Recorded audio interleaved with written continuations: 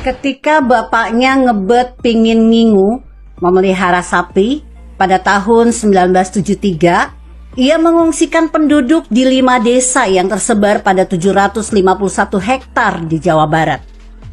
Ketika si bungsu ngebet pingin bangun resort, tahun 1996 perusahaan yang dimiliki oleh si bungsu mengusir penduduk desa dari tanah mereka di Pulau Bali untuk membangun sebuah resort seluas 650 hektar.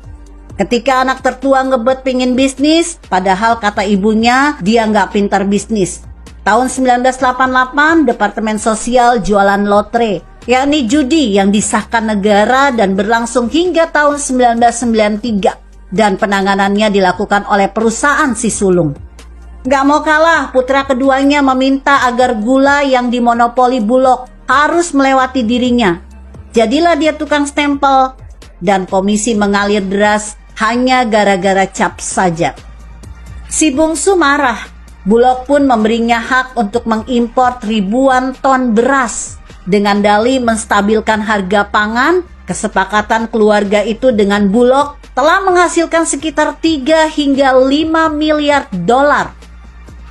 Pengen punya jalan tol, putri pertamanya langsung mendapat proyek raksasa, jalan tol dalam kota.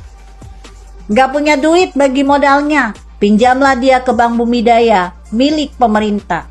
Ketika pejabat tertinggi bank itu menolak, bubar sudah masa depan orang itu, dia langsung dipecat. Si putri pertama langsung panen dengan hasil 210.000 dolar per hari di tahun 1990. Dengan alasan privatisasi, Telkom mengakhiri monopoli telekomunikasi. Putra kedua adalah penerima manfaat utama.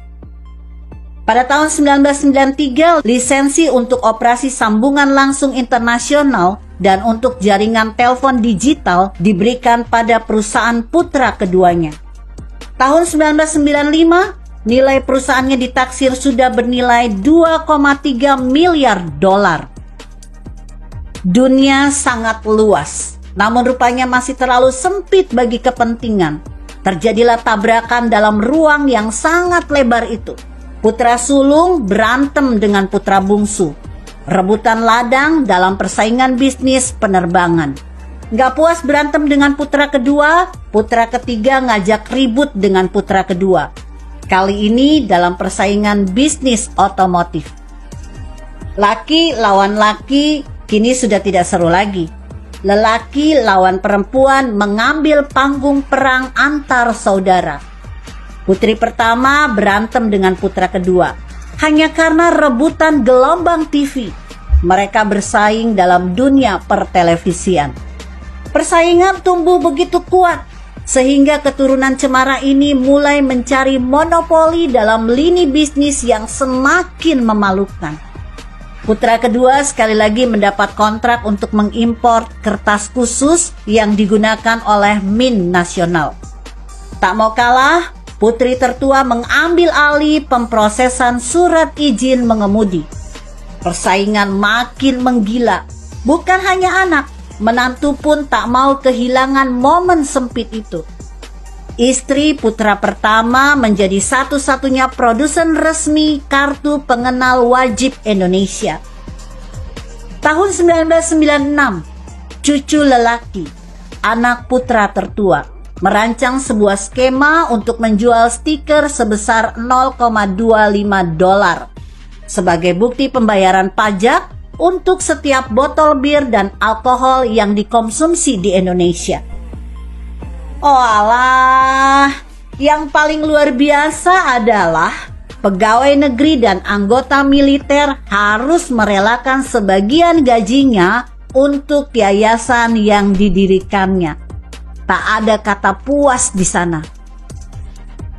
Ini hanya sekelumit cerita. Bagaimana sebuah rezim yang terlalu lama berkuasa hanya demi menyedot habis uang negara. Masih ada ratusan kebijakan dan ratusan keputusan yang dibuat demi menumpuk kekayaan, tak ada puas itu.